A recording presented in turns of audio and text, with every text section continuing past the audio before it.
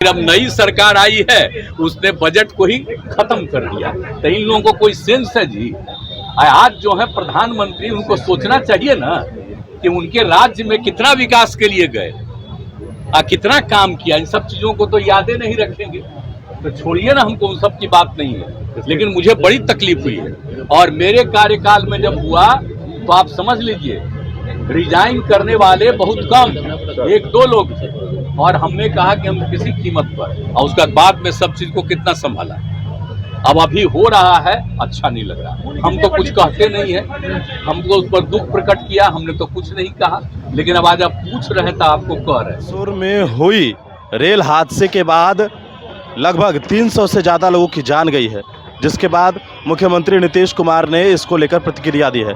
नीतीश कुमार ने बताया है कि जब हम रेल मंत्री थे और किस तरीके से जब रेल हादसा हुआ था तो हमने इस्तीफा दिया था।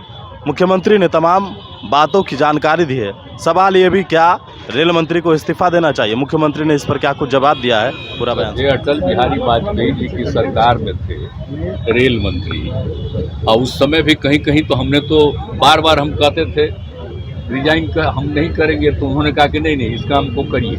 और जब यूपी में यहीं पर हो गया था बहुत ज़्यादा, वेस्ट बंगाल में बहुत बड़े पैमाने पर, आप समझ लीजिए 1999 में 1999 में जब हम क्या तो वो हम थे रेल मंत्री ही, और वो एक्सीडेंट वहाँ हो गया था। वहाँ जा करके देखे, और जब लोगों के मृतक लोगों को देखे, हमको इतनी तकलीफ हुई।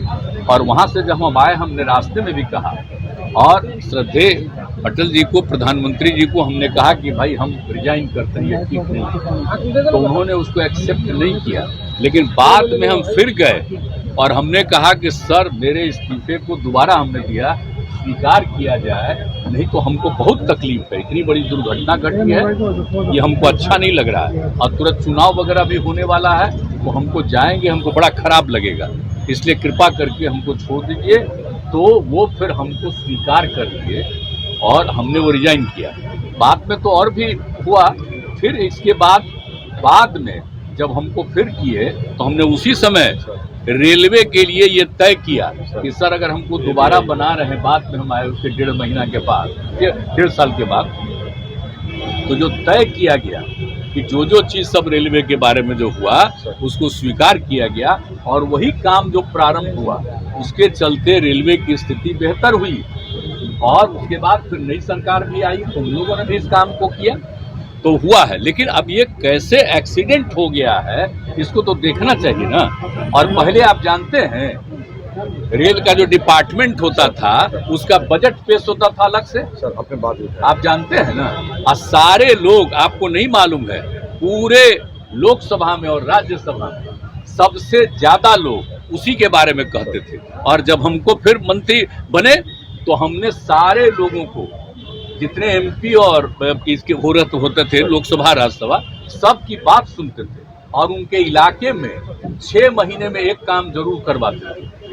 तो इसलिए सब लोग होता था, सब लोगों की बात थी। और अब बाद में सोच लीजिए, उसका आजब बजट पेश होता था। जब बजट पेश होता था सबसे पहले, तो इतना ज्यादा आकर्षित, आप जानते हैं जो हम रेल मंत्री थे, पूरी रात चलती रहती थी हाउस, 7 बजे सुबह जाकर के बंद होता था, और अगले दिन का समझ लीजिए हम लोग करते रहते हैं। लेकिन अब नई सरकार आई है, उसने बजट को ही खत्म कर दिया। तो इन लोगों को कोई सेंस है जी?